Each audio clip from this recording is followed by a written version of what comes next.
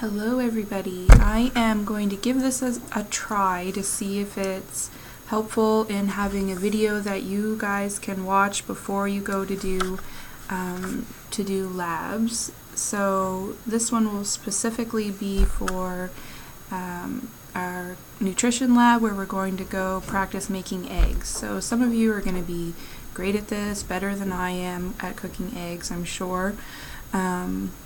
But some of you won't be, so you guys will be really helpful in helping each other out when you're up there in the kitchen. So I'll just kind of go over the different types of eggs we're going to try cooking next week, so you'll know what to expect when you get up there to the kitchen and you're going to practice these things.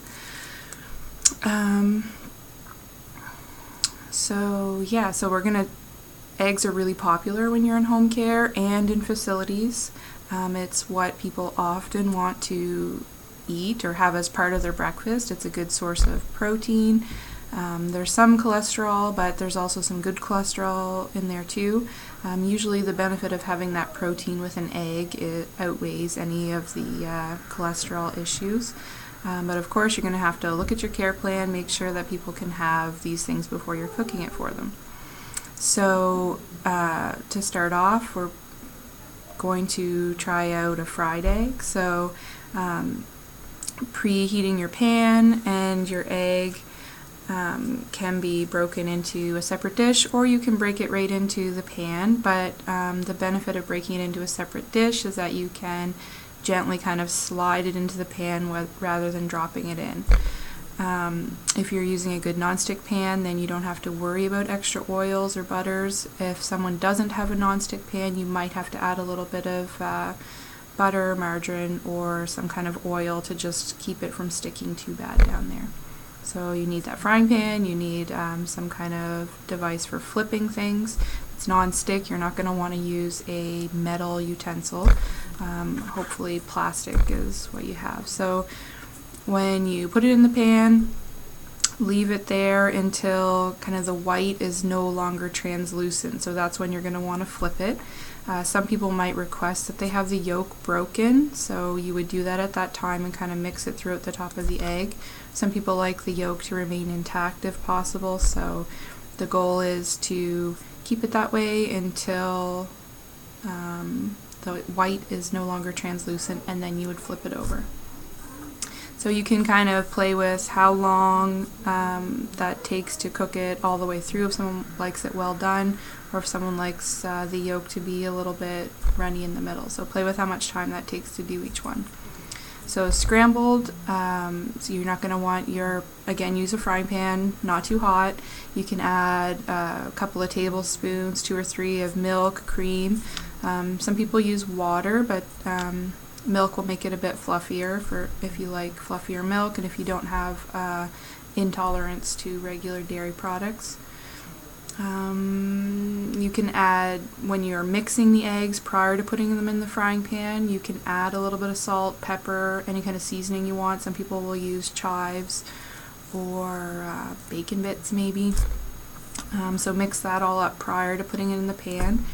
Then when you add it into the pan, you're stirring constantly to make sure it's not sticking too bad, and that will keep it in that scrambled consistency. And if you want cheese added, you can add that at the end. Next we're going to do poached. So some people even do these ahead of time, and you can reheat them. In long-term care facilities, when they do poached eggs, that's often what you're going to find. They're going to be done ahead of time and then hot held until it's served. So a general rule of thumb is using a pot of water. Some people do use a deeper frying pan, so you can play around with what works best for you. But generally your water, you want to be about 3 times the depth of the egg. That gives enough water. So you're going to bring it to a simmer, not a full boil. A full boil will break your egg into a million pieces, and it won't be a poached egg anymore. It will be pulverized. So just lightly your water's at a light simmer. Some people add a little vinegar, maybe a couple of tablespoons, and that helps hold the egg together better. And after about 3 to 5 minutes, so play around with how long that actually takes in the real world, and then you can remove it with a spoon, sometimes one that has slots in it to drain the water. And you can put it onto a paper towel if you want to get rid of the extra bit of moisture so it's not making everything else on your plate wet. So boiled eggs, so there are different ways that you can do a boiled egg. So your peers will probably have some great tips and tricks, and I've made a discussion board where they can share that with you guys actually. So in D2L you can click on the discussion under Unit 1 in the nutrition course, and it says tips and tricks for cooking eggs. So you can put your tips for various ways of cooking them to help out your peers. So the way I personally do it is filling the pot with cold water, add the eggs in right then, and then turn it on. So once it's boiling, I usually time about 7 minutes or so once it starts to boil, and that gives a good hard boiled egg. Some people will choose to bring the eggs up to room temperature, even running them under warm water to warm them up, and then put the eggs into the water when it's already boiling. If you put them in cold, they're going to crack and break apart, but if you warm them up first and then put them into the boiling water, and then they will put the cover on it and take it off the heat. So you can play around with either of those ways to do things. Both might work, you just have to get your own routine down. So omelets are something that we might try, or you will probably do in home care. You can even try it at home.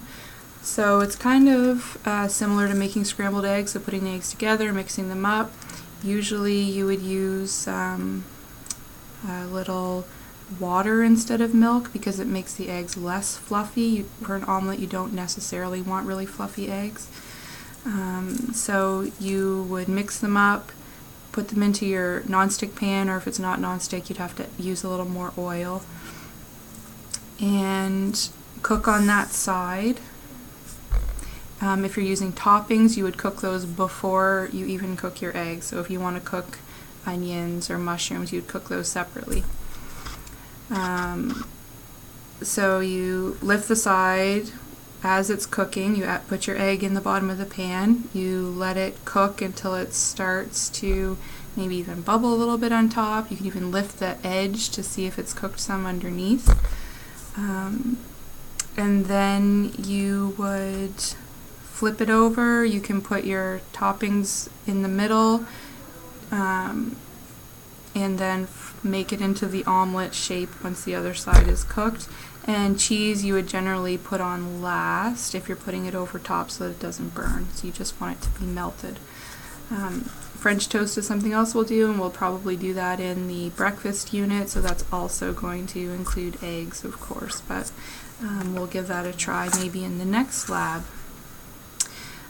So feel free to pause, rewind. Some of you, this is like a ridiculous overview of something you've been doing for 30 years. For others, you may not have tried cooking eggs in all of these ways. So it's just a little overview of how you can do it once you're up in the lab, and we'll have fun.